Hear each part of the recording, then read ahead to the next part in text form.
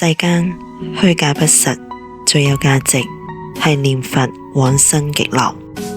一切眾生都有心念，既然有心念，如果冇念佛，就一定係念妄想雜念，念念都是業。地藏經有云：閻浮提眾生，舉止動念，無不是業，無不是罪。如果了解呢一點，就應該專念南無阿彌陀佛。一個學佛嘅人就要時時刻刻觀照自心，咁樣先至係一個學佛嘅人。當心念浮起嘅時候，自己要能夠察覺到，喺察覺到當下嘅念頭嘅時候，當下嘅念頭就消解咗。但係我哋知道自己冇咁樣嘅消解力量，所以將呢個念轉嚟念南無阿彌陀佛，呢個就係以念佛呢個正念嚟到消解種種妄想雜念。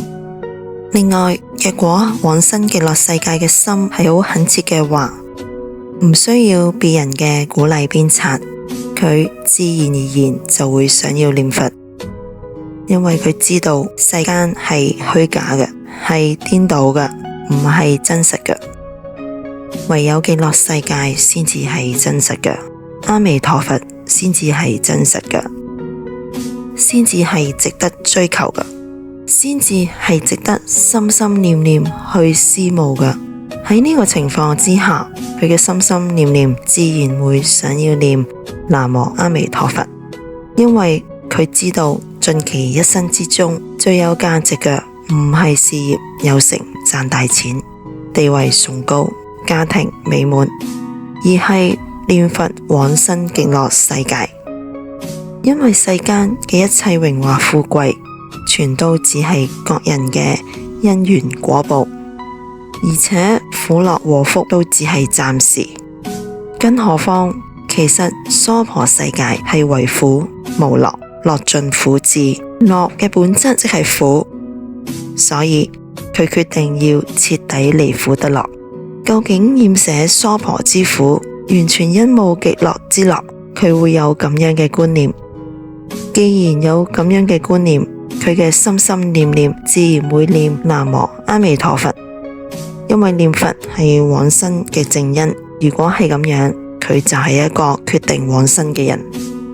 決定往生嘅人就係不必等到臨終嘅時候先至能夠確定佢是否往生，而係喺臨終之前，而家就已經係決定往生嘅身份啦。就如剛才所講，無論乜嘢嘅境緣、生病、自殺、災難而死，都決定往生。對於呢一點，佢唔會有絲毫嘅懷疑，因為佢知道阿彌陀佛有大智慧、大神通、大慈悲、大願力。每個念佛人係點樣嘅業，佢嘅壽命到何時結束，喺乜嘢情況下往生，阿彌陀佛通通都知道。屆時阿彌陀佛一定會嚟接引佢。南無阿彌陀佛。